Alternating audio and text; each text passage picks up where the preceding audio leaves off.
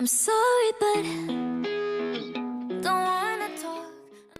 Hi friends and welcome back to SS Tex and Creation YouTube channel and और आज की video में हम देखेंगे कि what is front end and back and programming language. ये दो जो है front end and back and, ये प्रोग्रामिंग लैंग्वेज क्या होती है, मीन्स क्यों हम फ्रंट एंड लैंग्वेज होती है एक अलग से और बैक एंड लैंग्वेज होती है, मीन्स असली मीन्स क्या होता क्या है। जिसको भी ऐसा डाउट आते ही होंगे, मोस्टली जो फ्रेशर्स होते हैं उनको ऐसा डाउट होता है कि front end back and language ये जो है इन दोनों में फ़र्क क्या होता है। तो आज हम इस वीडियो में वही डिस्कस करने वाले हैं कि क्या फ़र्क होता है एग्जैक्टली। तो सबसे पहले हम बोलते हैं कि फ्रंट एंड के बारे में।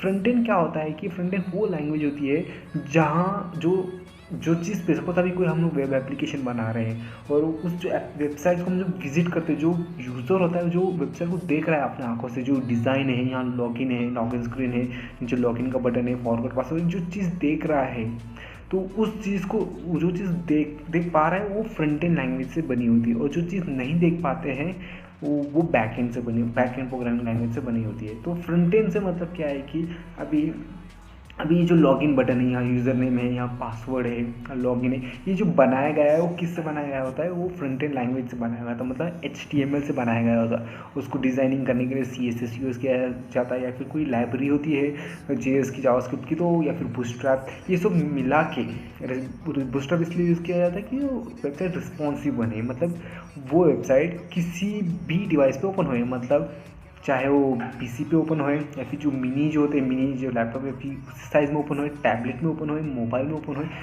उस कोई भी मोबाइल में ओपन होए तो उनका जो भी डिज़ाइन वो डिस्टर्ब ना हो, तो जैसा अच्छे दिखे कोई भी डिवाइस में, डिवाइस के हिसाब से, तो ये बूटस्ट्रैप से किया जाता है। तो ये सब फ्रंट एंड में आता है। तो जो चीज़ आपको से दिखाई दे रही है HTML, अभी इनपुट फील्ड है, उसको HTML से बनाया जाता है, फिर बाद में उसको कुछ डिज़ाइन करना है तो CSS यूज़ किया जाता है और बूटस्ट्रैप भी यूज़ किया जा सकता है। तो ये सब फ्रंट एंड होता है जो डिज़ाइनिंग पार्ट में आता है। अभी बैक एंड लैंग्वेज क्या होता है? बैक एंड लैंग्वेज में बोला है कि जो बिहाइंड द स्क्रीन होता है। सपोज अभी कोई लॉगिन पेज है, हमने डाला, यूज़र नेम डाल दिया, पासवर्ड डाला, जैसे हम लोग उस लॉगिन बटन पे क्लिक करते हैं, तो लॉगिन बटन पे जैसे क्लिक करते हैं तो क्या होता है कि बिहाइंड द स्क्रीन वो कुछ तो चेक होता है, मतलब कि आपका जो यूज़र नेम है, जो आपका पासवर्ड है, वो राइट है या नहीं है, वो चेक करता है। वो चेक कैसा होता है? वो बैक एंड प्रोग्रामिंग लैंग्वेज से होता है चेक।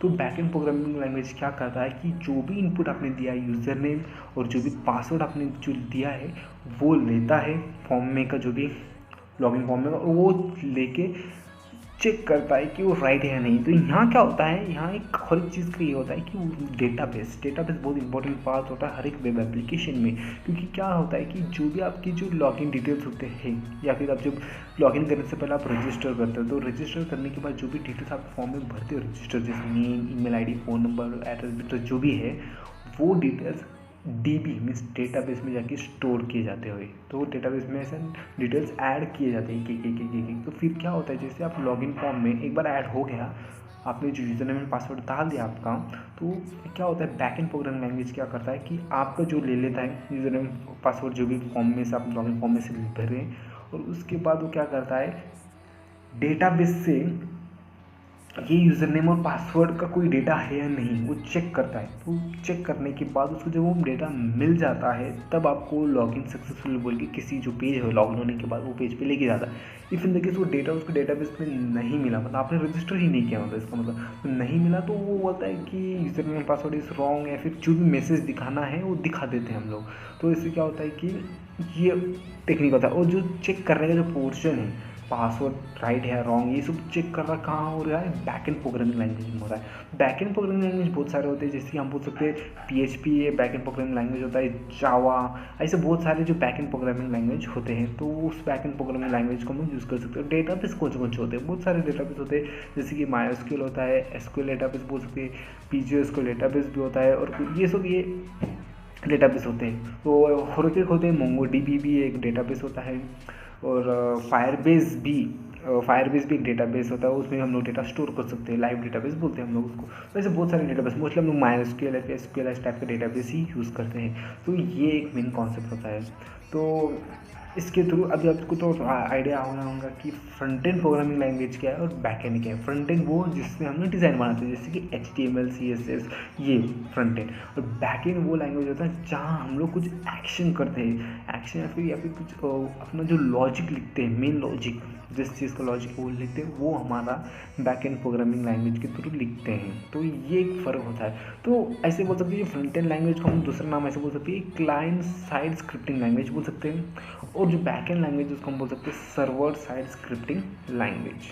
तो ऐसा बोल सकते हैं। तो जैसे जावा स्क्रिप्ट ये क्लाइंट साइड स्क्रिप्टिंग लैंग्वेज होता है, और PHP हम बोल रहे तो वो सर्वर साइड स्क्रिप्टिंग लैंग्वेज होता है। तो ये इसके इन दोनों के बीच में डिफरेंस है, front end language and back and programming language. तो होप मेरे को लगता है आपको इस वीडियो में कुछ आइडिया आ गया होगा कि फ्रंट एंड और बैक एंड के बीच में डिफरेंस क्या है।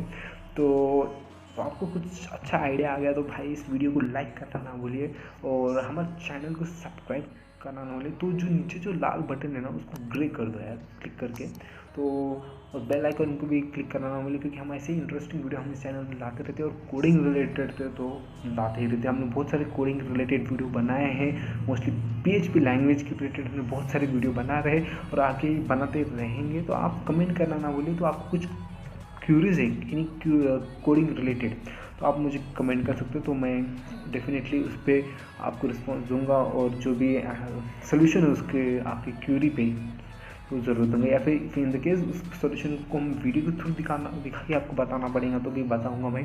तो till then bye and take care.